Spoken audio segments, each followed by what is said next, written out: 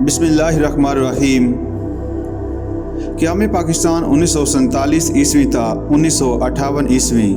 سامعین، جب پاکستان وجود میں آیا تو اسے بے شمار مسائل کا سامنا تھا۔ ابتدائی مسائل میں دفاتر کا نظام درم برم ہو چکا تھا، ملکی معیشت کی حالت ناگفتہ بہ تھی، ریل گاڑیوں کی آمد و رفت بند تھی۔ قوم کے پختہ عزم نے ان تمام مشکلات پر قابو پا لیا۔ اس دور کے چند اہم مسائل میں سے مہاجرین کی آباد کاری، تقسیم برصغیر کے ساتھ ہی مشرقی پنجاب میں مسلمانوں کا قتل عام شروع ہو گیا۔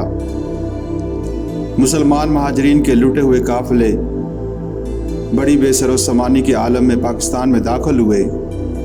3 ماہ کے اندر 55 لاکھ کے قریب مہاجرین مغربی پنجاب میں داخل ہوئے۔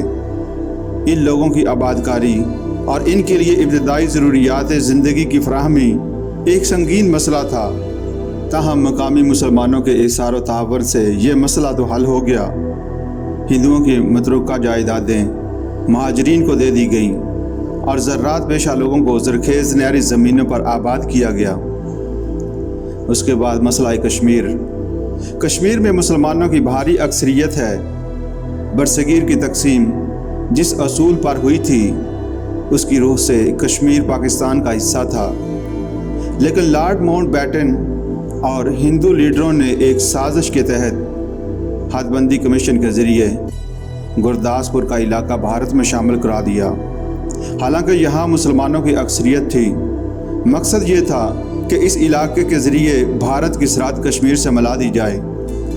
بھارت نے اس صورتحال سے فائدہ اٹھاتے ہوئے اکتوبر 1947 عیسوی میں اپنی فوجیں کشمیر میں اتار دیں۔ بھارت کی اس جارحیت کے سامنے پاکستان خاموش تماشائی نہیں بن سکتا تھا۔ اس نے بھی اپنی فوج کا کچھ حصہ آزاد کشمیر میں داخل کر دیا۔ بھارت نے معاملہ سلامتی کونسل میں پیش کر دیا۔ دونوں ملکوں کے درمیان جنگ بندی ہو گئی اور طے پایا کہ کشمیر کے مستقبل کا فیصلہ آزادانہ استصواب رائے کے ذریعے حل کریں گے۔ بھارت نے اس وقت تو یہ فیصلہ تسلیم کر لیا، مگر وہ آج تک استصواب کو ٹالتا رہا ہے، اور یہ مسئلہ پاک بھارت تعلقات کی کشیدگی کا سب سے بڑا مسئلہ ہے۔ اس کے بعد نہری پانی کا تنازع۔ حد بندی کمیشن نے پاکستان کو سیراب کرنے والی نہروں کے ہیڈ ورکس بھارت میں شامل کر دیے۔ اپریل 1948 عیسوی میں بھارت نے نہروں کا پانی بند کر دیا۔ پاکستان کے احتجاج پر 2 بڑی نہروں کا پانی کھول دیا گیا، مگر پانی کی مقدار میں کمی کر دی گئی۔ یہ تنازع طویل کشمکش کے بعد بالآخر 1960 عیسوی میں عالمی بینک کی کوشش سے طے پایا اور دونوں ملکوں نے معاہدہ سنتواس پر دستخط کر دیے۔ اس کی روح سے ستلج، بیاس اور راوی پر بھارت اور چناب، جہلم اور سندھ پر پاکستان کا حق تسلیم کر لیا گیا۔ پاکستان نے مشرقی دریاؤں کے پانی کی کمی پوری کرنے کے لیے منگلا بند، تربیلا بند وغیرہ تعمیر کرنا شروع کر دیے۔ اس کے بعد اثاثوں کی تقسیم کا مسئلہ پیش آیا۔ تقسیم ہند کے وقت طے پایا تھا کہ برطانوی ہند کے اثاثوں کی تقسیم بھی پاکستان اور بھارت کے مابین ہوگی، مگر کانگریس لیڈروں کے منفی رویے کی وجہ سے بہت ہی کم سامان پاکستان پہنچایا گیا۔ معاہدے کے مطابق متحدہ ہندوستان کے 4 ارب سرمایہ میں سے 1/4 یعنی 1 ارب روپیہ پاکستان کے حصے میں آتا تھا، مگر بھارت نے صرف 20 کروڑ دیے اور باقی رقم دینے سے انکار کر دیا۔ اس کے برعکس متحدہ ہندوستان کے قرضہ جات کا 20% پاکستان پر ڈال دیا گیا۔ نومبر 1947 عیسوی میں اس سلسلے میں پاکستان اور بھارت کے نمائندوں کے مابین دہلی میں ایک کانفرنس ہوئی، جس میں یہ طے پایا کہ قومی قرضوں میں پاکستان کا حصہ 17.5% ہوگا۔ دسمبر 1947 عیسوی میں دونوں حکومتوں نے معاہدہ کی توثیق کر دی، مگر اس کے باوجود ہندوستان کی حکومت نے بقایا رقم دینے سے انکار کر دیا۔ افواج اور فوجی اثاثوں کی تقسیم کا مسئلہ۔ تقسیم افواج کے لیے ایک 7 رکنی کمیٹی بنائی گئی۔ جس کا سربراہ کمانڈر ان چیف۔ یہ طے پایا کہ افواج کی تقسیم کا کام 1 اپریل 1948 عیسوی تک مکمل ہو جانا چاہیے۔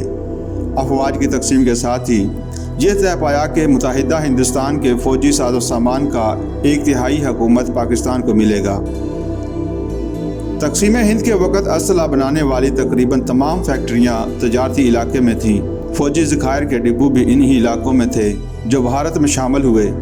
ایک سازش کے تحت بھارتی حکومت نے اسلحہ ساز فیکٹریوں کو پاکستان منتقل کرنے سے انکار کر دیا اور ڈپوؤں میں موجود اسلحے کو پاکستان بھیجنے سے انکار کر دیا۔ کمانڈر ان چیف نے نہرو حکومت کے رویے سے تنگ آ کر استعفیٰ دے دیا۔ سامعین، اندرونی سیاست میں سے قیام پاکستان کے بعد قائد اعظم گورنر جنرل اور لیاقت علی خان وزیر اعظم بنے۔ قائد اعظم کی عمر نے وفا نہ کی اور وہ 11 ستمبر 1948 عیسوی کو رحلت فرما گئے۔ ان کی جگہ خواجہ ناظم الدین گورنر جنرل بنے، لیکن عملاً قومی قیادت وزیر اعظم لیاقت علی خان کے ہاتھ میں تھی۔ یہ صورتحال بھی زیادہ دیر باقی نہ رہی اور 16 اکتوبر 1951 عیسوی کو لیاقت علی خان کو راولپنڈی میں ایک جلسہ عام میں شہید کر دیا گیا۔ قائد اعظم اور قائد ملت کی وفات کے بعد ملک کی اندرونی سیاست عدم استحکام کا شکار ہو گئی۔ ملک غلام محمد گورنر جنرل اور خواجہ ناظم الدین وزیر اعظم مقرر کیے گئے۔ 1953 عیسوی میں ملک غلام محمد نے خواجہ ناظم الدین کو وزارت عثمان سے برطرف کر دیا اور محمد علی بوگرا نے ان کی جگہ لے لی۔ 1955 عیسوی میں ایک بار پھر حکومت میں تبدیلی آئی اور سکندر مرزا گورنر جنرل اور چودھری محمد علی وزیر اعظم کے منصب پر فائز ہوئے۔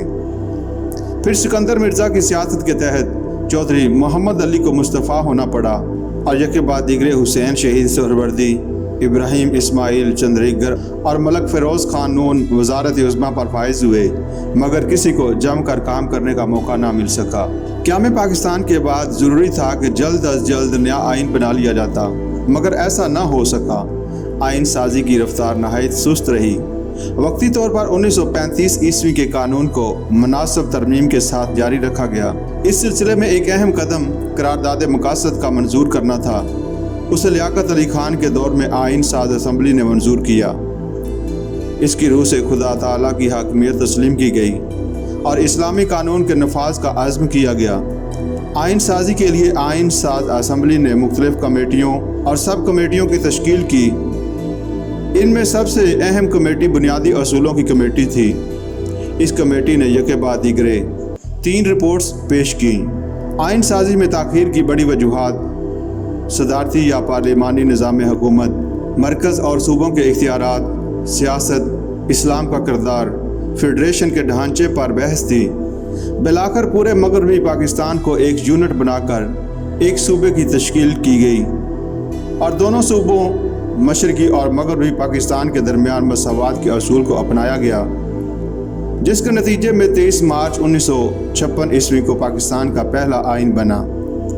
اس آئین میں وفاقی پارلیمانی نظام متعارف کرایا گیا اور ملک کا سربراہ صدر کہلانے لگا۔